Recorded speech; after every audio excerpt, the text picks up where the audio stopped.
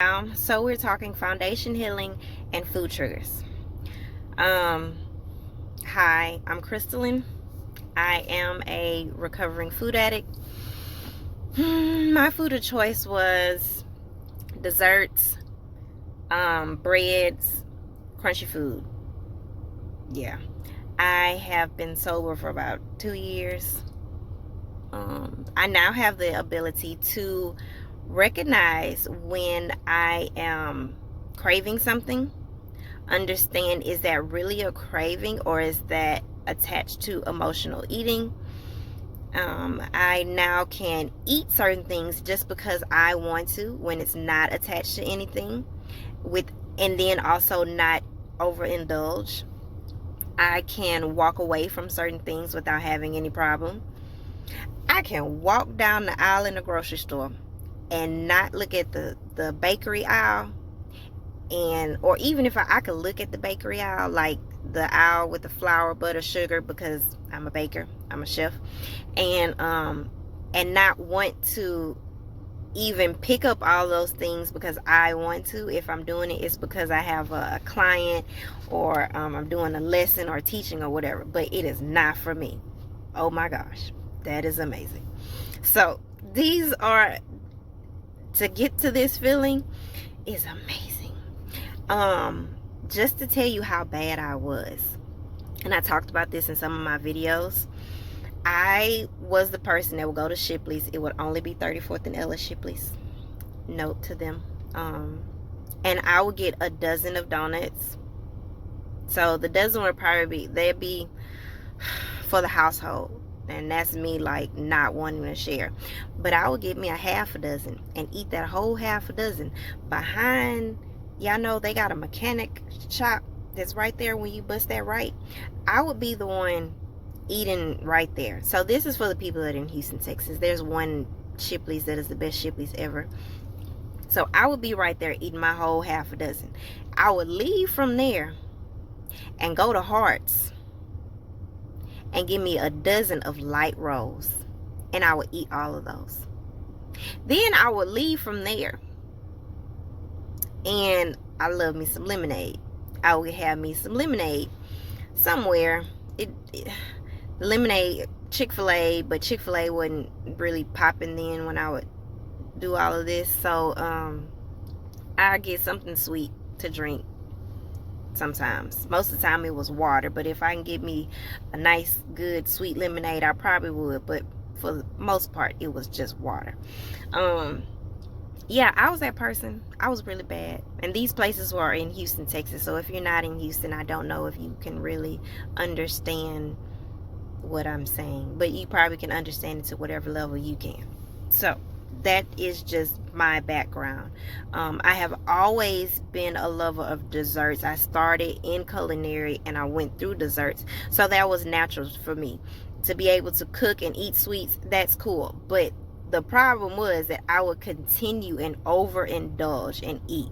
All right, so now I'm at the place where I help people transition by way of desserts, giving them different foods in different ingredients in their desserts if they're looking to switch. So you're not getting regular sugar, you're getting date sugar, coconut sugar, or X, Y, and Z, right? You're not getting regular flour. So I talk about this in my other videos, like how my current lifestyle, still I'm able to implement it in the things that I love, which is cooking, or which is baking. And now more so, I've talked about this too, is I love teaching people how to even walk through that process. I find that a lot more refreshing to me than in the kitchen. So that's how I can still do what I like to do and not be tempted by certain things and maneuver through them. It's possible. It is so possible. And how I worked my way to this was, first off, I go through a lot of rabbit holes where I research, and then I step back and I implement. And it was so much during that time when I really recognized I had like food issues, or being addicted to certain foods. I had to find out, okay, how do I work this process through? So I went through different classes or studies or follow different gurus, and I needed to make all that make sense for me in one nutshell, not in all these different places. So that's how I'm able to work the process out. I'm so happy now that I can go down different aisles in the grocery store and things don't tempt me. Or when food comes into the house, because everybody does not eat like me at all, I'm not tempted by it. I just be like, okay, let me go on by my day. Like, it doesn't bother me at all. That is a wonderful feeling. That's a wonderful feeling, to be able to have options and choose no to not eating a certain thing and not feel guilty. Like, that's an awesome feeling, guys. Or even I may want to eat something and I can eat a little bit of it and put it down. I don't want to have more of it. Now, there's sometimes I may just try to test the waters and eat something more than what I know I should, and when I tell you I feel bad, I feel bad. And I was like, oh no. So the cool thing is be able to know I have options and I know how to maneuver through those options. And that's what I want to help people, really women, really, because we got a lot of different things going on. Not saying that men don't either, but I know women because I'm a woman. And we have a lot of different things going on. And we just need a little guidance, right? Because sometimes everybody within our circle is going through the same thing. And then when you get to talking about you want to do something different, if they're not okay with it, they're going to look at you like you have a problem or what you're doing is wrong and try to shame you. And then you feel bad and you don't want to go through your process. Like, oh, okay, right? Or either like me, I just say to crap with it and I just do what I do. Because I'm always kind of like a left fielder. So yeah, that's what I want to help you guys do. So here's the thing. It's called mental push-ups. All right. And why I name it mental push-ups is because first is a mindset. Before you decide to want to go on this diet or you want to try to not eat a certain thing, you have to work it through your mind. If you just took a study and a person, and I think there was like a little TikTok thing that was going on with kids. If you put something in front of them, will they eat it? Just think about it as an adult. If you put a donut or apple in front of them and they love sweets, which one they gonna go to, right? A lot of people say, oh, just replace that dessert with something with a fruit. You can replace it all darn day long, but you got to realize when you don't have that fruit around and that dessert is there, what are you going to go to? Because you really haven't worked on it in your mind. You haven't really broken down, why do I eat this? I eat this when I feel X, Y, and Z. I'm eating this when I'm around whoever. We haven't really broken that down. So you're going to continue to go through what I call and what's known to be unhealthy coping mechanisms because you ain't dealt with the problem. So that's how food and emotions, they go together. And if somebody say that it doesn't, I want to challenge that, because they do. Food and emotions are so in sync, it's crazy. So mental push-ups, mental your mind. Push-ups is because you're working on it. It's a up and down thing, right? You're never too high, you're never too low. You always have to work on it. I still have to work on it. And I use this method for a lot of different things within my life. And it's very helpful when it's used properly, because you actually have to use it properly for it to work right. So first step is just breathe. Breathing is so important. A lot of times, if you really pay attention to yourself, you're not breathing. I would find myself when I get in panic modes or frustrated modes, I'm not breathing. Like, you breathing, but you're not breathing. Does that make sense, y'all? Like, you not really taking the time to just breathe. And what that does is a reset.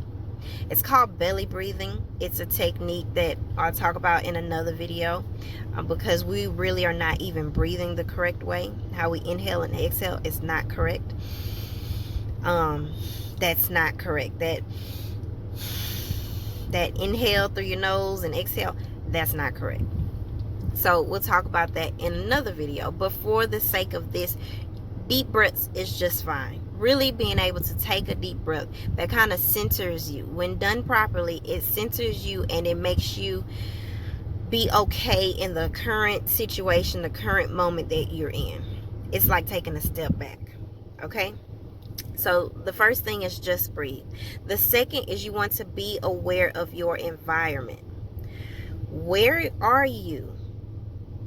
Who are you around? The location that you are in. So location and place can go together. Who are you around? The time, that everything is taking place. So to give you an example, that's like me working late at night.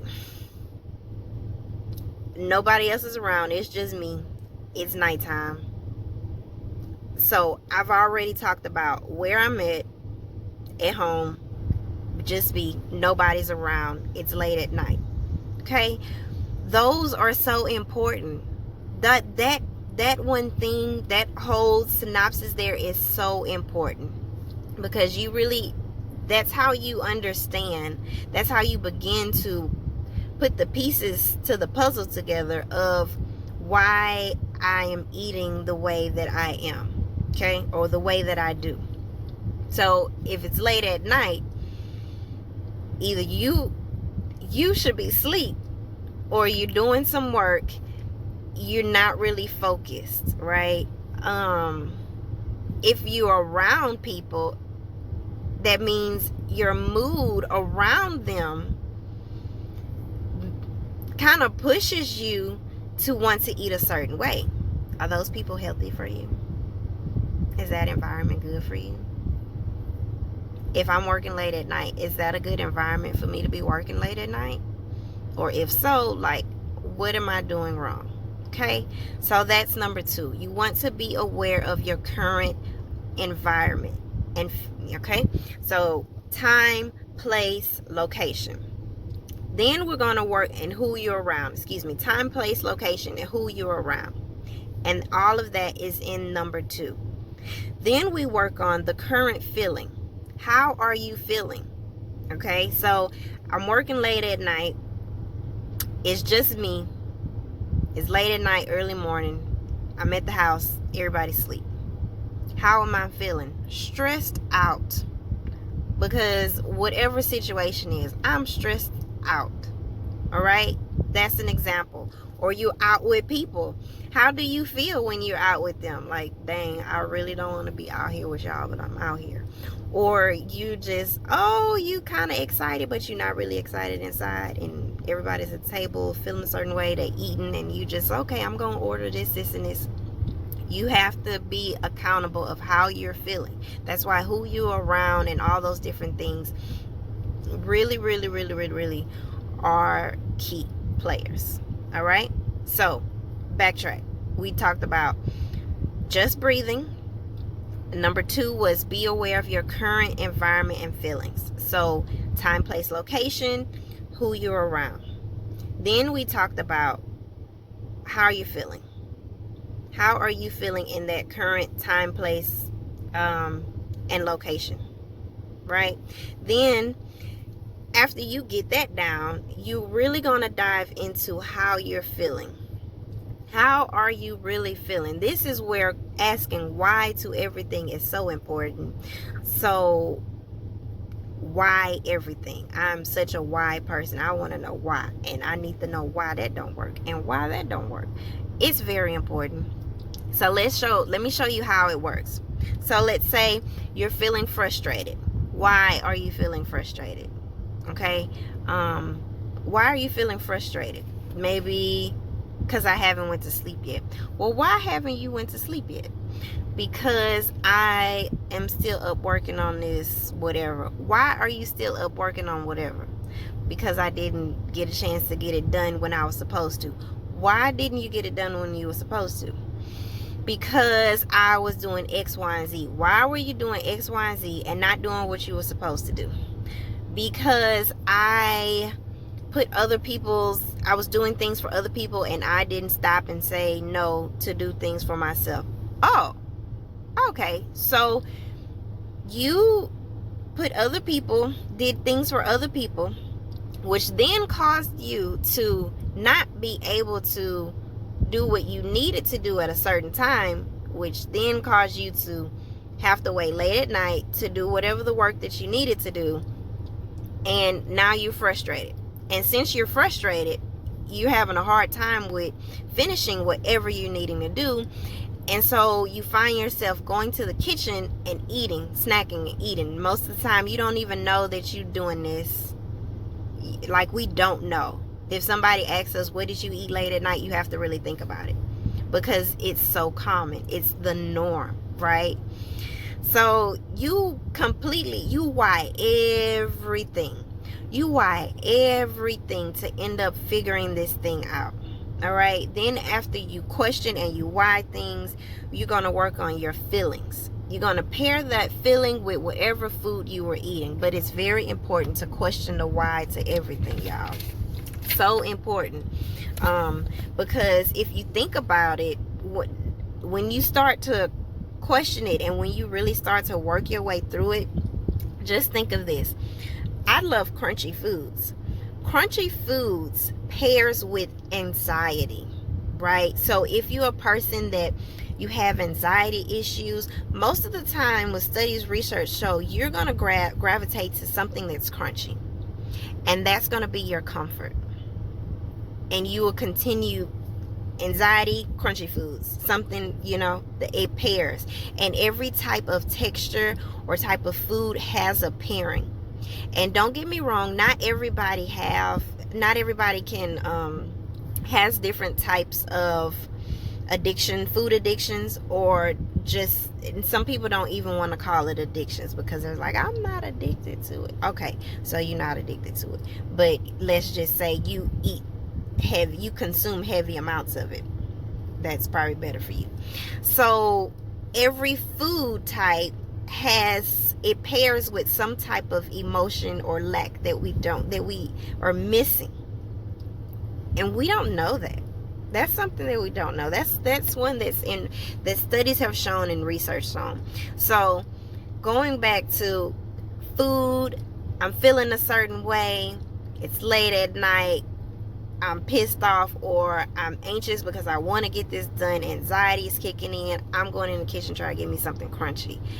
That is why it is so important to really work on the mindset, so you can understand that. And then once you work on that, then you can work on where the anxiety is coming from, and how do I really line that up with the food.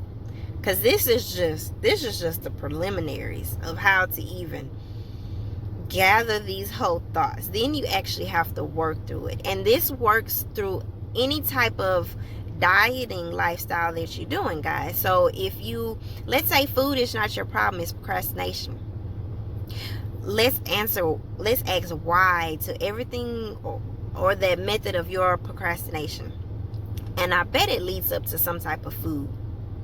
It leads up to you sitting there eating some type of food. But the problem is we're not aware of it, because we do this so much. Like, this is normal to us. It's so normal as us picking up our phones or us picking up our keys, and sometimes we don't even know where you put your keys at and where you put your phone at. I am so guilty of that. It's normal. So this is what I'm helping people with. This is what I'm helping us women with. We're going to really walk through each step in your life, and we're going to talk about how these different foods match up with something. Okay? Sweets match up to you missing some type of lack or love. Did you know that? Crunchy, I talked about, it adds up to you having anxiety issues. Creamy, it satisfies the needs to be nurtured.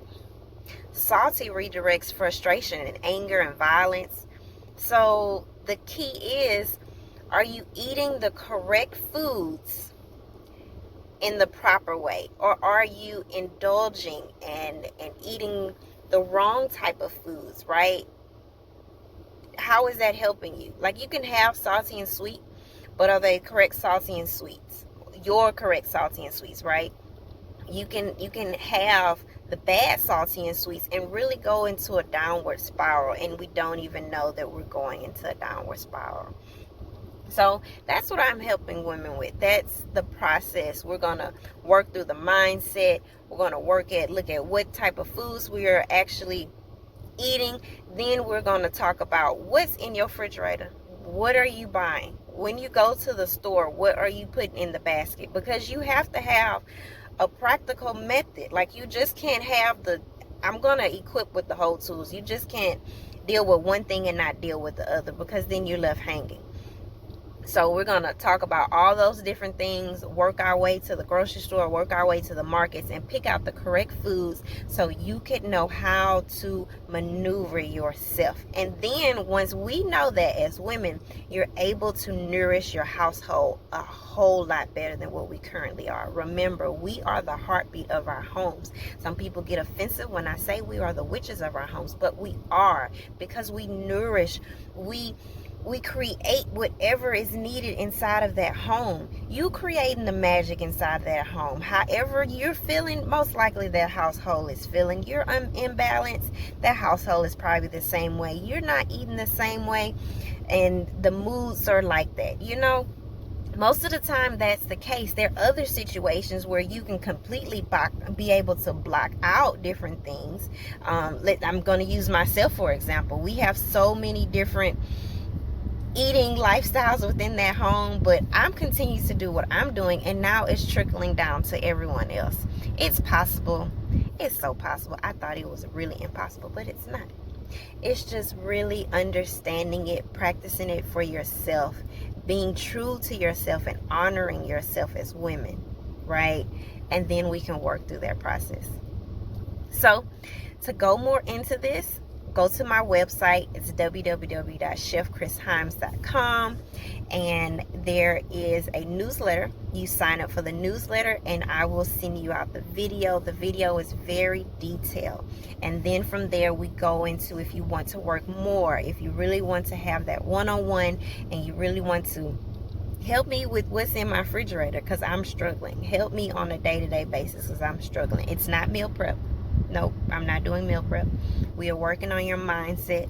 We're looking at the foods that you're eating, and I'm helping you in the grocery stores. All right?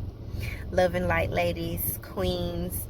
I hope this was very helpful to you, for you to even feel like, you know what, it is kind of possible for me to do some things. And yeah, I'll pass it along. Love and light.